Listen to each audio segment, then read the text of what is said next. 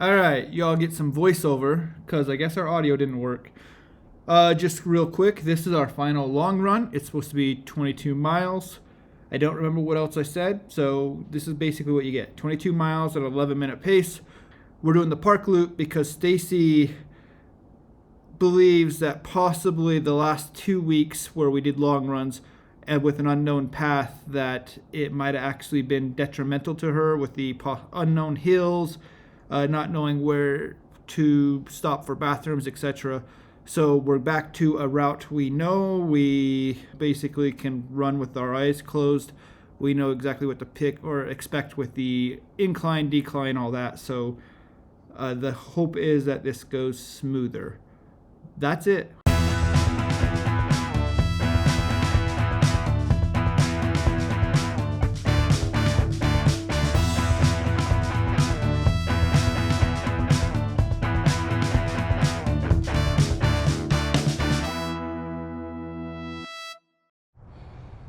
22:48. Stacy stopping for a pit stop. We're 2 miles in, just over. I'm not feeling this today so far, I'll tell you what. So we're gonna keep pushing, but and I'm not trying to make excuses, but usually by 2 miles in I'm starting to feel okay. Not yet. That's it. We got 20 miles to go.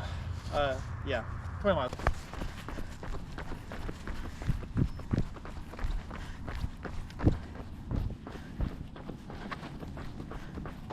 We are almost 4.5, not quite. 46, 47, maybe 48 minutes. I didn't pause. We stopped at 3 miles. I took off the vest because I figured if we're gonna be running by the car, I'll aid station that instead of wearing with the vest. Plus, since I'm struggling today, the last thing I need is the extra 5-6 pounds, whatever that weighs, on top of the struggles. My heart rate's already getting the 150s, so I can definitely tell I'm off a little bit today. I don't feel like I ate all that terrible. I did eat a little bit of junk food last night. I had a brownie from bakery as well as some pumpkin bread with the thought that I was gonna run today. I don't think that's it. I don't feel bad caster wise. I think really what it is F1 in Vegas. I was excited, by the way, when they're bringing F1 back to Vegas.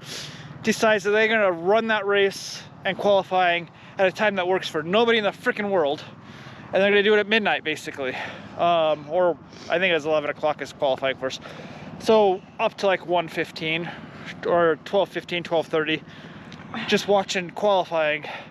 I know I didn't have to, but I did because I like it. I'm guessing that's it, I'll be honest. I stayed up late. On a side note, real quick, I don't think we've ever talked about it. They kind of post like a children's book along our running path, so I'll catch some screenshots. You guys can, I guess, read the book as we go along. So 18 to go, 17 and a half. We're almost 20%. I do the math in my head to keep me going. Almost 20% there. 20% is 4.44. Okay, let's run.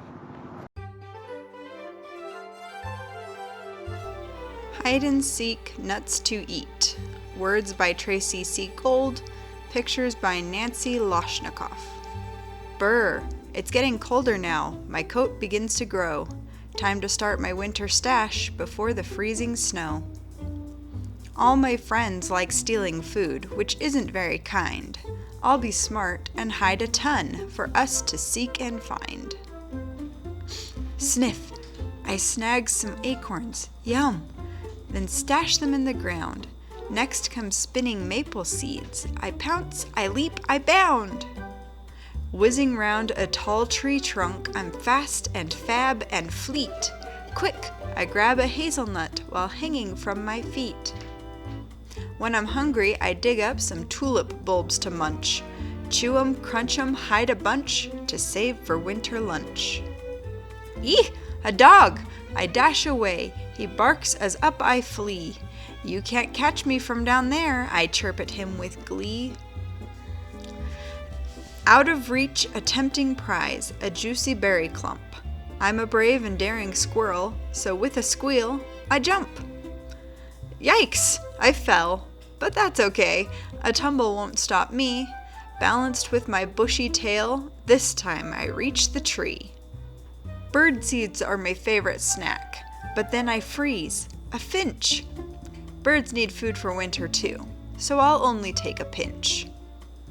Then one night a deep snow falls, the world turns cold and white. Will we find the treats I hid to make our dark days bright? Yes, we seek the food we need by sniffing all around. When we smell each little hoard, we grab it from the ground. Time to gather in the tree, we dash in from outside. Eating berries, nuts, and seeds, we're cozy warm inside. What a feast! We eat until our bellies just might burst. Then we sip the morning dew to quench our mighty thirst. Winter passes. It turns out, from springtime through the fall, seeds I hid but could not find start growing big and tall. Leaves turn brown and pumpkins bulge. We chomp and chew and squeak. I made food for everyone by hiding seeds to seek. The end. I believe the majority of our audience are runners. So if you are, skip forward. I'm gonna mansplain the taper for those that possibly are not. Okay, for all my non-runner friends that just watch this because you're supporting us, whatever. The taper is usually about 2 weeks, sometimes up to 3 weeks before the main event, the race. You dial back your running, kind of like if you were on a bar graph, you know, you kind of bring it down. This little bug in the eye. Lots of bugs. And that's in order to give your body, I'm gonna switch hands here. That's in order to give your body time to heal, recover, work out any like little minor twinges or injuries, and be as fresh as possible for the race. And so, at least from what I understand, once again, non-professional here, your body builds muscle after every long run, whether, you know, lean muscle, stuff like that, but it doesn't go away quickly. So if you can run 22 miles 3 weeks ago, you can do that again, easily replicate it plus a little more even then. So your body's fresh, but you haven't lost the training yet. So that's why it's that time span. Any longer than that, it might be detrimental. I don't know, might be, but that's what the taper is. So the next 2 weeks, our running volume is going to drop dramatically. I think our long run next week is like back to 12 or 10. And then the week after that's like 8, something like that. So, and then we'll obviously take a couple days off for travel and whatnot. But that's where we're at. So, anybody that's looking to get into this, or if you have anybody else that ever says taper, now you have a rough, uneducated viewpoint, or at least basic knowledge of it. So that's where we are. About 8 1/4 in, hour 30 minutes or so. We had 2 slow miles because I didn't pause when we stopped the car, strip the vest, and then the taking pictures of the book slowed us down. So we're a little slower for 2 miles, but averaging about 11:05. Almost 40% done. I'm feeling a little better. Obviously, I've lost the gloves, I've lost the cap, as well as the vest. My heart rate's actually dropping to be lower on the uphill part, mid and high 150s, but on the rest of the course, I'm low 140s, high 130s, so I'm feeling better. It only took 8 miles to kind of get into my groove, I guess. So that's kind of where I'm at. We haven't done a check-in with Stacy yet. Susanna! What? Let's do a check-in with Stacy. I'm here. I'm doing okay. Feeling mid. but I'll be all right. All right, so 14 more to go, I guess, by my math. I think that's right, 14 more. So after this lap, we're gonna add on about 1.5 miles running to the store, buy a break, and then back to the loop. We're halfway, a little over halfway. We're just under 12 miles, just over 2 hours. And of course, it's gotten colder, so I put the gloves back on. So almost single digits to go mile-wise. We haven't really called it out, but I think Stacy focused on my shoes on the last wrong one. I gave in. I bought some of the New Balance. That's what they are, right? The New Balance. A lot of people have talked about them. Ben Parks, blah, blah, blah. I bought a pair just for long runs. So I do have now some carbon plated shoes. Just trying to hold out. All my other shoes are not though. And I only use these for long. But me and Stacy now have matching shoes, just different colors. And one thing I'm going to show you, we have learned, because we live in the country, we got a lot of gravel, a lot of dirt roads. When we run on any gravel or dirt roads, we've got this gap right here, and rocks easily lodge in there. So when we're on this, we have to stop. I'll talk, look at the camera when I talk. We have to stop and make sure we pull rocks out of it, because they lodge in there and it definitely throws it off. Anyways, time to go. The air is starting to feel a little more humid. Feels like we've got a storm. I mean, it's really dark if you can't tell. I'm sure y'all can. Hasn't rained or snowed. Yeah, we're supposed to get snow tomorrow, I think it was. But it sure looks like snow, and it's still okay temperature, but I can feel it dropping. Anyway, we're walking for a minute. There's about a 10th, maybe a 15th of a mile. It's a little more of a steep grade, and we're at the point where we're gonna try to run everything else, but just to make sure we don't set ourselves up for failure, we're gonna dog it a little bit. We're gonna walk this little bit here, just to save the legs. Try to actually get all the way through 22, since the last few runs have been pretty rough. So about a 3-minute, 2-minute walk, and then back to running. And we'll probably do that the rest of the thing, and hopefully we don't have to walk this little stretch. We'll see. But that's where we are right now. We are almost 14.5 miles in, 14.3 something. So getting there. A little under 8 to go. So only 8. Only a marathon runner, not only, but distance runners out running would say only 8 miles to go. At least anybody I know, that's how they would, that's the only people that say that. Maybe I'm wrong. Anyway, back at it, we're almost to the corner, so. We are looking at some goats that are just out playing, kind of like how you let your dogs out play. I think that's cool.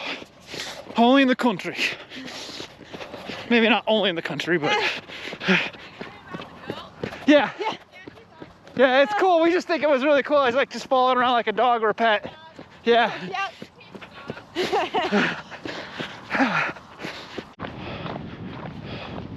Cows. All right, we got just under 5K to go, or just over 3 miles, like 3:05. Time 3:38. So I'll probably be done around the 4-hour mark, give or take a little bit. 4:10. When we've got about roughly 3/4 of a mile left, we're gonna run back to the grocery store because it's 3/4 miles away from where we're parked, and then pick up some chocolate milks. I call it chocolate milk. I heard it was a long time ago, back when I used to do a lot more fitness stuff and be a lot more in shape. It's like University of Michigan or something like that did some studies, and it's proven to be like one of the best recovery drinks. And I like chocolate milk, so it gives me a good excuse. So we're gonna probably finish up by running over to the store, and then the watches will be off, but we'll walk the 3/4 mile back. That's kind of like a cool down. while we drink our milks, and then drive home, and I'm sure Stacy will use her boots. I don't know if we've ever shown the boots in this show. Stacy boots. We'll record it. And then I'd probably be lazy the rest of the day. Might play some video games, might take a nap. Definitely gonna shower. I mean, I do that anyway, but but maybe a nap, because as I already complained earlier, F1 starts at like 11 tonight. It's gonna be a 2-hour race. Come on, guys, you're killing me. Anyway, we're almost to the line where we run again. About done with our hill. We'll talk to you a bit. All right, the store. I already forgot. 4:13. Gotta look again. Hang on. I'm tired. 4:14. Alright. All right, so 22 miles and 4:14. It's 11:35 pace. We probably ended up walking about a mile, maybe a mile and a half, because we were walking up that hill. And then I had to at about 20.8 miles. There was another minor hill that I couldn't make it up. So I had to walk up that too. So the one hill we walked up the last 5 miles, not 5 miles of walking, just the 5, whatever. Like I said, I think it's about a mile and a half walking. My knee really hurting, and my shin on my other leg. That's where I'm at. I know Stacy, you were battling an ankle issue since like mile 12. Oh, since the beginning. Since the beginning. So she's hoping during the taper that heals up. She was able to push through. But with that, cheers. 22 miles done. We made it to the taper. Yeah. Did it. Yes. I'm gonna drink this. But until then, I feel super gross. As always, stay safe, keep pushing, and we'll see you next time. Good job, Stacy. Me too.